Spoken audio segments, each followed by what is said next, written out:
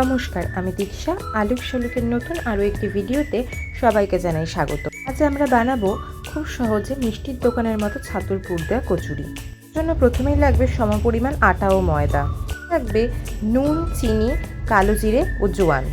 এবার খুব ভালো করে সবটা মিশিয়ে নেব। আপনারা চাইলে ময়ামের তেলও ইউজ করতে পারেন। এবার জল দিয়ে খুব ভালো করে একটা শক্ত ডো মেখে নেব। এবার ডোটাকে 10 মিনিটের জন্য একটা থালা চাপা দিয়ে রেখে দেব।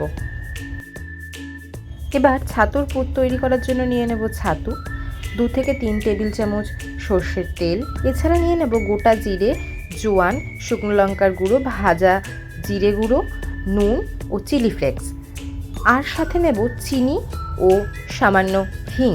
এবার প্রথমে সবটা খুব ভালো করে মেখে নেব। তারপর আস্তে আস্তে জল দিয়ে ভালো করে মেখে নেব, এরকম কনসিস্টেন্সি আসা পর্যন্ত। এরকম ঝুড়ো ঝুড়ো মাখা হলেই আমাদের পুর রেডি।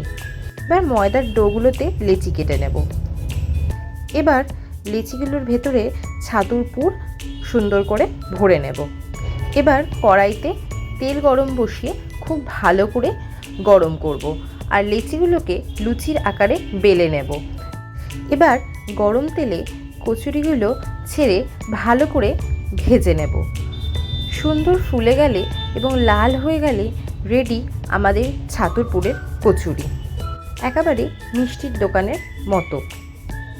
এবার আমি কচুরিগুলোকে সার্ভ করে দিয়েছি কুমড়োর ছক্কার তরকারি দিয়ে। রেসিপিটি কেমন লাগলো অবশ্যই জানাবেন। ভালো লাগলে লাইক, শেয়ার, সাবস্ক্রাইব করে দেবেন। Thank you.